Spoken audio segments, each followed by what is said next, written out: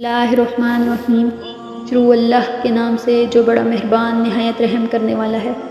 ایک ایسی قوم جس پر اللہ تبارک و تعالیٰ نے اپنا دردناک عذاب نازل فرمایا اور اس قوم کے تمام لوگوں کو بندر بنا دیا۔ اس قوم کے لوگ کون سا ایسا کام کرتے تھے جس کی وجہ سے اللہ تعالیٰ نے ان پر دردناک عذاب نازل فرمایا، اور بندر بننے کے بعد کتنی دیر زندہ رہے اور ان کو کس طرح سے موت آئی، اور بندر بننے کے بعد یہ لوگ عزیز و اقارب کو دیکھ کر کیا کہتے تھے، اور آج کل کے بندر انہی کی نسل سے ہیں۔ ان تمام تر سوالوں کی تفصیل آج کی اس ویڈیو میں قرآن و حدیث کی روشنی میں بیان کی جائے گی۔ آپ سے گزارش ہے کہ ویڈیو کو آخر تک ضرور دیکھیں اور چینل کو ضرور سبسکرائب کریں۔ انسانوں کے بندر بننے کی ابتدا حضرت داؤد علیہ السلام کے دور سے ہوئی۔ یہ واقعہ کچھ یوں ہے۔ حضرت داؤد علیہ السلام اور ان کی قوم سمندر کے کنارے ایلا نامی گاؤں میں رہتے تھے، اور ان کی تعداد 70,000 کے قریب تھی۔ یہ قوم بڑی اللہ تعالیٰ کی فرمانبردار قوم تھی۔ اس قوم کو اللہ تعالیٰ نے بے شمار نعمتوں سے نوازا تھا۔ ہر طرف سرسبز و شاداب باغات اور ہر طرف ہریالی ہی ہریالی تھی۔ یہ لوگ اپنی زندگی میں بہت خوش تھے۔ حضرت داؤد علیہ السلام کی قوم سمندر کے کنارے رہتی تھی، تو اللہ تعالیٰ کا ان پر خاص کرم تھا کہ سمندر کے اس کنارے پر بے پناہ مچھلیاں آتی تھیں، جن کا یہ لوگ کاروبار کرتے تھے اور خوشی سے زندگی گزارتے تھے۔ جب یہ قوم اللہ تعالیٰ کی نعمتوں کی وجہ سے خوشحال ہو گئی تو اللہ تعالیٰ کی نافرمانیوں پر اتر آئی اور طرح طرح کے گناہوں میں مبتلا ہو گئی۔ اس طرح اللہ تعالیٰ نے اس قوم کا امتحان لینے کا ارادہ کیا اور حضرت داؤد علیہ السلام کو وحی بھیجی کہ اپنی قوم سے کہہ دیں کہ وہ ہفتے کے دن مچھلی کا شکار کرنا بند کر دیں۔ اس طرح اللہ تعالیٰ نے ہفتے والے دن حضرت داؤد علیہ السلام کی قوم پر شکار کرنا حرام قرار دے دیا، اور پھر یہاں سے اس قوم کی بربادی شروع ہو گئی۔ حضرت داؤد علیہ السلام نے اپنی قوم کو بتایا کہ اللہ تعالیٰ نے ہفتے والے دن مچھلیوں کے شکار کو حرام قرار دیا ہے، تو وہ لوگ بہت پریشان ہو گئے، کیونکہ ہفتے کا دن ہی وہ دن تھا جس میں مچھلیاں زیادہ آتی تھیں اور خود بخود کنارے کی طرف آ جاتی، اور باقی دنوں میں بہت کم اور نہ ہونے کے برابر مچھلیاں آتی تھیں۔ اس قوم کا گزر بسر مچھلیوں کے شکار پر تھا۔ اس وجہ سے یہ قوم پریشان ہو گئی اور یہ نہیں جانتے تھے کہ اللہ تعالیٰ ان سے امتحان لے رہا ہے۔ پھر ایک دن شیطان نے ان کو وسوسہ ڈالا کہ سمندر میں نالیاں بنا کر خشکی میں بڑے بڑے ہول بنا لیے جائیں۔ جب ہفتے والے دن مچھلیاں آئیں تو نالیوں سے ہو کر ان بڑے بڑے حوضوں میں آ جائیں گی، اور اتوار والے دن ہم نکال لیں گے۔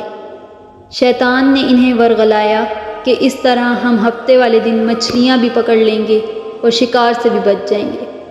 بہت سے لوگوں کو یہ ہیلا بازی اچھی لگی اور انہوں نے ایسا کرنا شروع کر دیا، اور سمندر سے نالیاں نکال کر بڑے بڑے حوضوں میں ڈالنا شروع کر دی، جس کے ذریعے وافر مقدار میں مچھلیاں ان حوضوں میں داخل ہو جاتی۔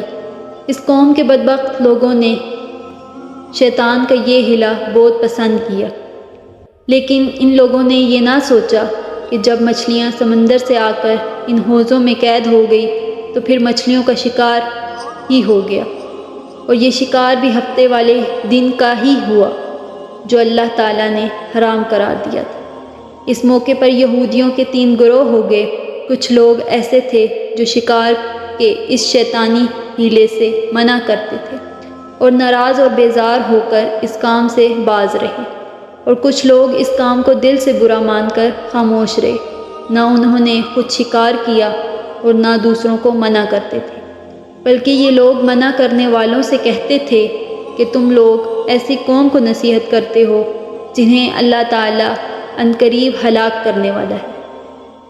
اس قوم کے کچھ لوگ ایسے تھے جو سرکش اور نافرمان لوگ تھے۔